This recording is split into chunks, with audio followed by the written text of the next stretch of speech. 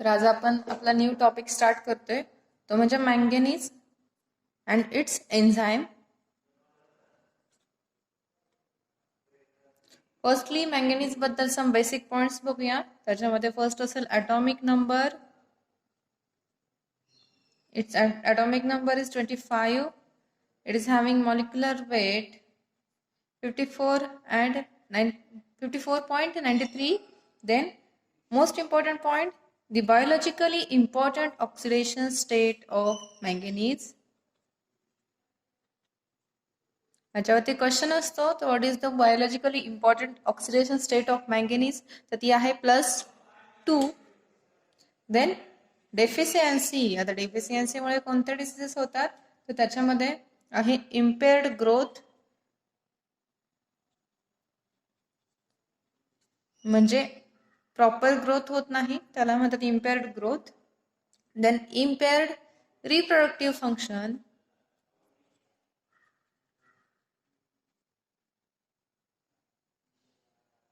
And last one is a skeletal ॲबनॉर्मॅलिटीज.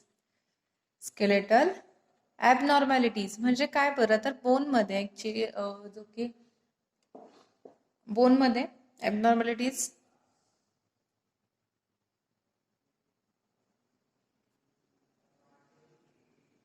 ठीक आहे. तर डेफिशियन्सीमुळे कोणते कोणते डिसीजेस होतात ते लक्षात ठेवायचं. इम्पेअर्ड growth, इम्पेअर्ड reproductive function and skeletal ॲबनॉर्मॅलिटीज, this 3 diseases. Then next, the daily requirement of manganese is 1.8 to 2.3 milligram per day. एवढी डेली रिक्वायरमेंट आहे फॉर दी ह्युमन बॉडी. ठीक आहे. हे की डेली रिक्वायरमेंट अदर ॲनिमल्सशी रिलेटेड नाहीये, ही फक्त ह्युमन बॉडीसाठी सांगितली आहे. ती किती आहे तर 1.8 to 2.3 मिलीग्रॅम पर डे. आता हे झाले some basic concept of manganese. Then आपण जसं बघितलं की मॉलिब्डेनमचे नंबर ऑफ एन्झाइम्स होते, कॉपरचे नंबर ऑफ एन्झाइम्स होते, तसेच मॅंगनीजचे सुद्धा काहीतरी एन्झाइम्स आहेत. आपल्याला माहिती की मॅंगनीज कंटेनिंग एन्झाइम तो म्हणजे क्लोरोफिल पिगमेंट आहे. ठीक आहे. क्लोरोफिल पिगमेंट कशामध्ये हेल्पफुल आहे तर it's helpful in photosynthesis process. ठीक आहे. मग ते क्लोरोफिल, त्याची फोटोसिंथेसिस प्रोसेस, ते सगळं बघायचंय. आणि अदर दॅन दी क्लोरोफिल सोडून आणखी काही मॅंगनीज कंटेनिंग एन्झाइम्स आहेत, ते म्हणजे 3 मॅंगनीज एन्झाइम्स आहेत. सिंपल आहेत ते, तिन्हीच्या तिन्ही आपल्याला स्टडी करायचे आहेत. मग आता आपण सिक्वेन्सने जाऊया. आपण पहिले हे 3 एन्झाइम्स आहेत मॅंगनीजचे ते स्टडी करूया आणि देन त्याच्यानंतर क्लोरोफिल बघूया आणि क्लोरोफिलची फोटोसिंथेसिस प्रोसेस, मग फोटोसिस्टम फर्स्ट असेल, फोटोसिस्टम सेकंड असेल, ते आपण नेक्स्ट टाइम बघूया. ठीक आहे. मग आज फर्स्टली आपण मॅंगनीज कंटेनिंग एन्झाइम बघतोय, तो म्हणजे कॅटालेज, which is the first manganese containing enzyme. The next आहे MnSOD आणि third one is oxygen evolving complex.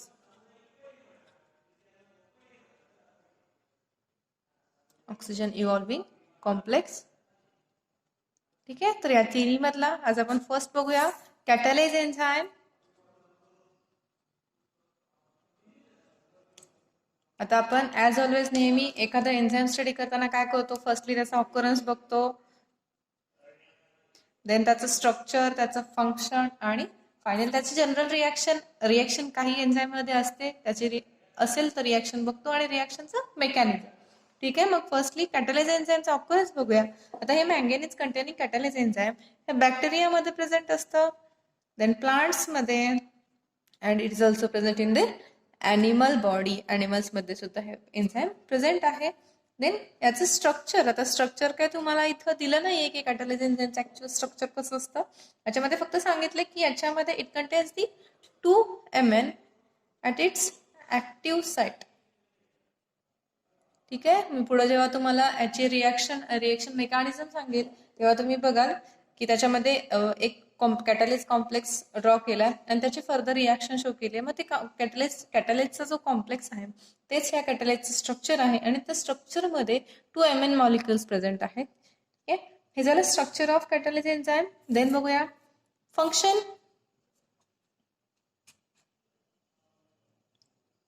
आता फंक्शन ऑफ कॅटालेज एन्झाइम हे की मोस्ट इम्पॉर्टंट आहे.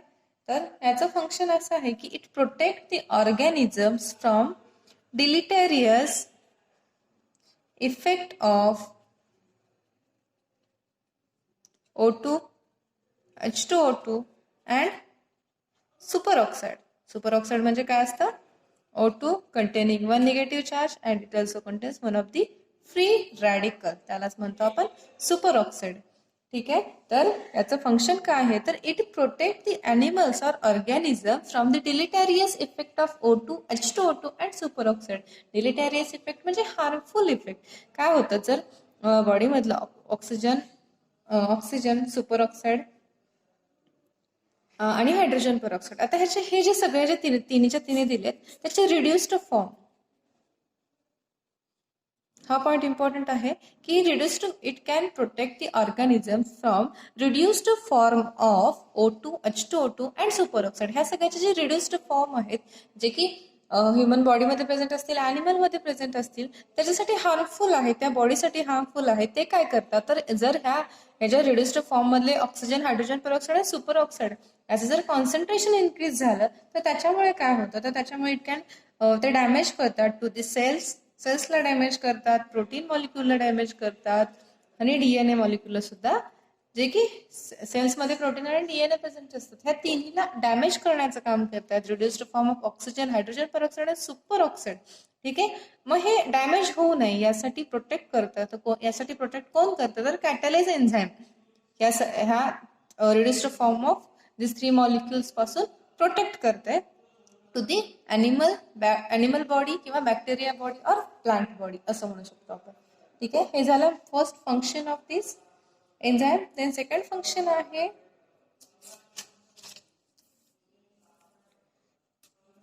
the purpose of catalase in living cell is protect them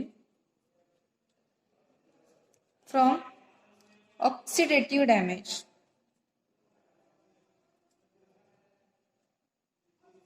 oxidative damage म्हणजे मगाशी सांगितलं जे ऑक्सिजन, सुपरऑक्साइड आणि हायड्रोजन पेरॉक्साइड ह्या तिन्ही मॉलिक्युलच इथे येतात. ती तिन्ही मॉलिक्युलच इथे कन्सिडर करायचे की ऑक्सिडेटिव्ह डॅमेज. ह्या तिन्ही मॉलिक्युल म्हणजे ऑक्सिडेटिव्ह डॅमेज होतं, जे सेल्सचं डॅमेज होतं, जे की DNA मॉलिक्युलला हार्मफुल इफेक्ट होतो त्याच्यावरती, आणखी प्रोटीन मॉलिक्युल सुद्धा इफेक्ट होतो, जे की डॅमेज होते बॉडीमधलं सेल डॅमेज होत आहेत, म्हणजे सेलमधलं जे कंटेंट आहे ते डॅमेज होते.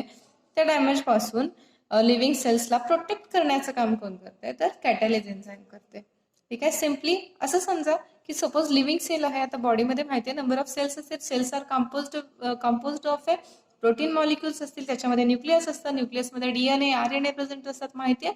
मग या सेलमधलं जे कंटेंट आहे, जे प्रोटीन आहे, जे DNA आहे, जे की डॅमेज होत आहेत because of this superoxide, hydrogen peroxide किंवा ऑक्सिजन, त्याचे जे रिड्युस्ड फॉर्म आहे त्याच्यामुळे त्या सेलमधलं कंटेंट डॅमेज होते, ते प्रोटेक्ट करण्यासाठी कोण हेल्प करतं तर it can be protected by using the enzyme catalase. And this catalase is composed of an MN molecule. ठीक आहे, ज्याच्यामध्ये MN मॉलिक्यूल प्रेझेंट आहे.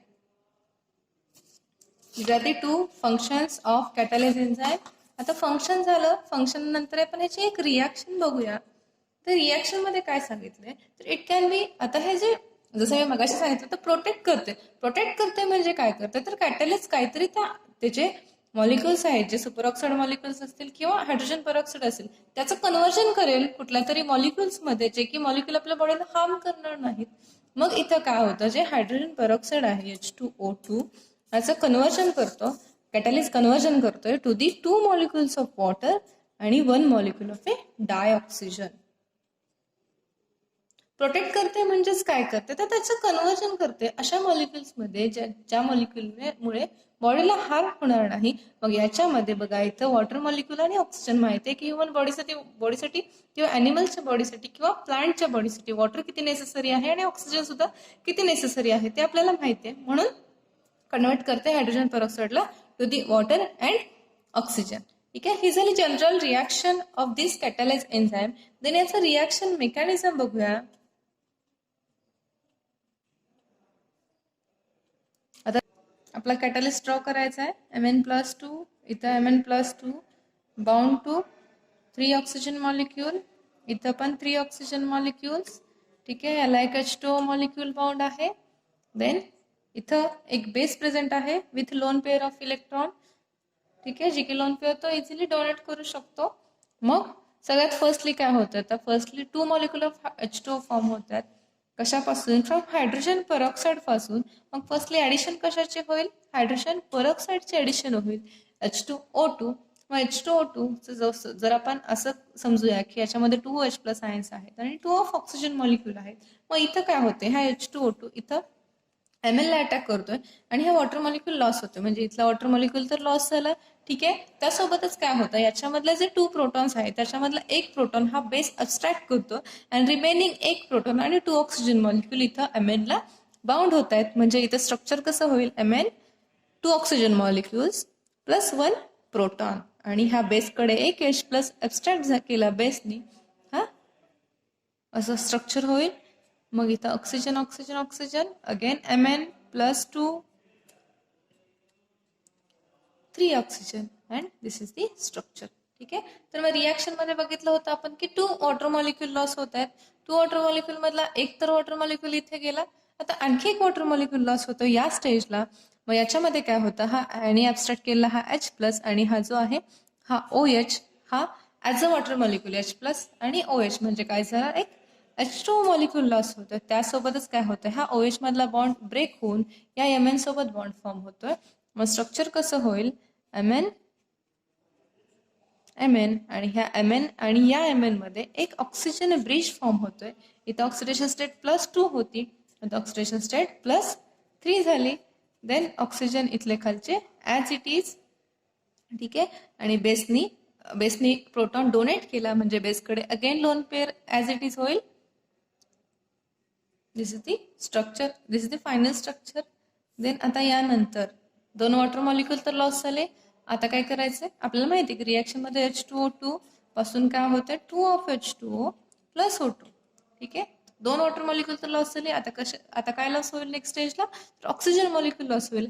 आता हा जो एक ऑक्सिजन मॉलिक्यूल लॉस करण्यासाठी अगेन हायड्रोजन परऑक्साईडचे ऍडिशन होते याच्यामध्ये H2O2. मग हायड्रोजन परऑक्साईडचे ऍडिशन इथं बघा, ह्या स्टेजला बघा, सेकंड स्टेजला जशी हायड्रोजन परऑक्साईडची ऍडिशन झाली होती सेम इथं तसंच होणार आहे.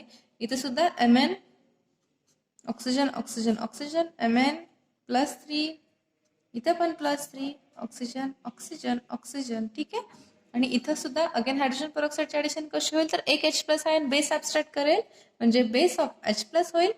इथं oxygen bridge as it is आहे, इथं होता तोच असं आहे, असं इथं ड्रॉ केलाय. ठीक आहे, एक H+ बेस ऍब्स्ट्रॅक्ट करेल, देन रिमेनिंग राहते OH.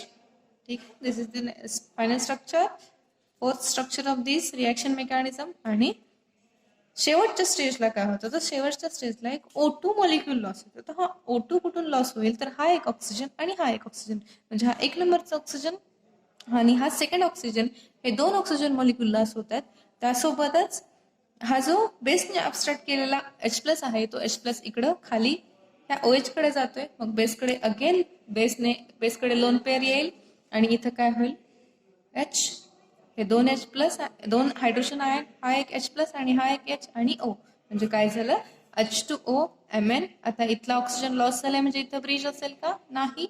ठीक आहे, इथं ब्रिज नसेल. अगेन रिजनरेशन ऑफ कॅटलिस्ट झालं, इथं 3+ ची ऑक्सिडेशन स्टेट +2 झाली कारण इथला ऑक्सिजन ब्रिज होता जो की लॉस झाला. ठीक आहे, हे झालं reaction mechanism of catalase enzyme. Catalase enzyme बद्दल एवढंच आहे, ज्याच्यामध्ये तुम्हाला फक्त कॅटलिस्ट एन्झाईम मध्ये फक्त सांगायचं त्याचा ऑक्युरन्स मग समजलाय, स्ट्रक्चर समजलंय. Then function, it can protect the reduced deleterious effect of reduced form of oxygen, hydrogen peroxide and superoxide. ठीक आहे, म्हणजे सेलला प्रोटेक्ट करतोय from the effect of hydrogen peroxide and superoxide. Then याच्यामध्ये मगाशी सांगितलं होतं मी नेक्स्ट इफेक्ट, नेक्स्ट फंक्शन काय आहे, second function of this enzyme is. ठीक आहे, तर हे जे एन्झाईम आहे जसं मी मगाशी सांगितलं की सेल्स मध्ये प्रेझेंट असतात. आता सेलमध्ये आता माहिती आहे की सेल म्हणजे cell is composed of number of component. सेलमध्ये नंबर ऑफ कंपोनेंट्स असतील, मग सेलमध्ये न्यूक्लियस असतं, सेलमध्ये DNA, RNA मॉलिक्युल्स असतील, देन प्रोटीन चेन प्रेझेंट असते. माहिती आहे आपल्याला की हे जे प्रोटीन चेन DNA RNA हे जे नंबर ऑफ मॉलिक्युल्स आहेत ते मॉलिक्युल्सवरती कशाचा इफेक्ट होतो, तर हा कशाचा इफेक्ट होतो, तर याच्यामध्ये हायड्रोजन पेरॉक्साईड आणि सुपर ऑक्साईडचा हार्मफुल इफेक्ट होतो त्या सेलच्या कंटेंटवरती.